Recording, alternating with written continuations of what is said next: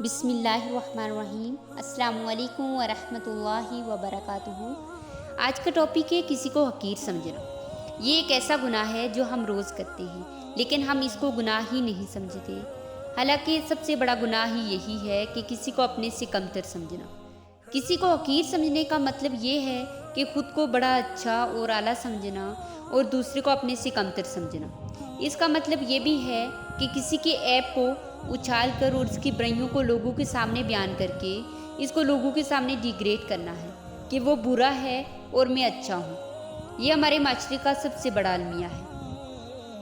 حضرت موسیٰ علیہ السلام کلیم اللہ تھے، روزانہ اپنے رب سے ہم کلام ہوتے تھے۔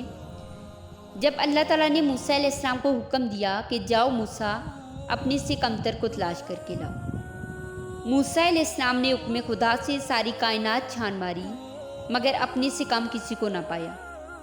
جب وہ اللہ پاک کے پاس خالی ہاتھ لوٹے تو اللہ پاک نے فرمایا، اے موسیٰ، اگر آپ ایک بکری کے بچے کو ہی لے آتے تو ہم آپ کو نبوت سے محروم کر دیتے۔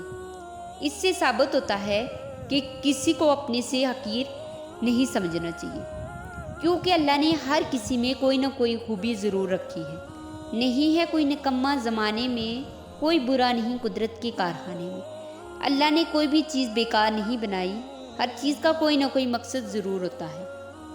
حقارت بہت بری چیز ہے، کسی کو بھی حقیر نہیں سمجھنا چاہیے۔ ہو سکتا ہے کہ جسے حقیر سمجھا جائے وہ حقیر سمجھنے والے سے زیادہ اچھا ہو، اس لیے کسی کے دل کے حالات سوائے اللہ کے کسی کو نہیں معلوم۔ کیا پتہ اس کا تعلق اللہ سے کتنا گہرا ہو۔ کوئی امیر ہوتا ہے اور کوئی غریب، لیکن ہم لوگوں میں سب سے بڑی برائی یہ ہے کہ ہم لوگوں کو ان کے سٹیٹس کے مطابق جج کرتے ہیں۔ یعنی جو امیر ہے، جس کے پاس پیسہ، گاڑی اور اچھا مکان ہے، اس کو عزت دیتے ہیں، جبکہ غریب کو اس طرح سے عزت نہیں دی جاتی۔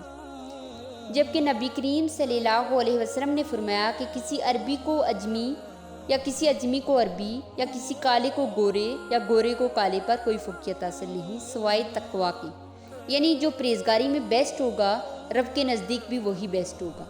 جہاں پر پرہیزگاری سے مراد یہ ہے متقی، یعنی وہ شخص جو شرک اور گناہوں سے اجتناب و پرہیز کرتا ہے، اس کو کسی بھی صورت میں حقیر اور کمتر نہیں سمجھنا چاہیے۔ حقیر سمجھنے کا ایک انجام، ایک شخص حافظ حدیث تھے، کئی ہزار احادیث یاد تھی، بہت نیک تھے۔ وہ ایک مرتبہ کہیں جا رہے تھے، راستے میں کچھ لوگ بتوں کی پوجا میں مصروف تھے۔ ان کو دیکھ کر ان کے دل میں ان کی حقارت آ گئی اور دل ہی دل میں کہنے لگے، یہ تو جانوروں سے بھی بدتر ہے۔ بس اسی پر اللہ کی پکڑ شروع ہو گئی۔ آگے بڑھے تو ایک لڑکی پر نظر پڑ گئی، اس پر ان کا دل آ گیا۔ اس سے جا کر انہوں نے کہا کہ میں تیرے ساتھ رہنا چاہتا ہوں۔ اس لڑکی نے کہا کہ میرے والد سے بات کرو۔ انہوں نے اس کے والد سے بات کی تو اس نے کہا کہ میں 2 شرطوں پر اپنی لڑکی سے تمہاری شادی کروں گا۔ ایک شرط یہ ہے کہ تم عیسائی بن جاؤ، چونکہ وہ خود عیسائی تھا، اور دوسری شرط یہ کہ میرے خنزیر کو چرانا ہوگا۔ انہوں نے اس لڑکی کی خاطر دونوں شرطیں قبول کر لی اور عیسائی بن گئے۔ بہت دنوں بعد ان کے پاس ان کا دوست آیا، دیکھا خنزیر چرا رہے ہیں۔ ان کے دوست نے ان سے پوچھا کہ تمہیں کوئی آیت یاد ہے؟ کہنے لگے، نہیں، صرف ایک یاد ہے، جو اپنے سچے دین کو بدل دے وہ سیدھے راستے سے بھٹک گیا۔ پھر ان کے دوست نے انہیں سمجھایا کہ دوبارہ اسلام لاؤ۔ اس واقعے میں آپ غور کریں تو معلوم ہوگا کہ ان کو یہ سزا مخلوق کی حقارت کرنے پر ملی، یعنی انہوں نے کافروں کو حقیر سمجھا تھا، اس کے باوجود انہیں یہ سزا ملی۔ اس سے یہ بھی معلوم ہوتا ہے کہ کافروں کو بھی حقیر نہیں سمجھنا چاہیے۔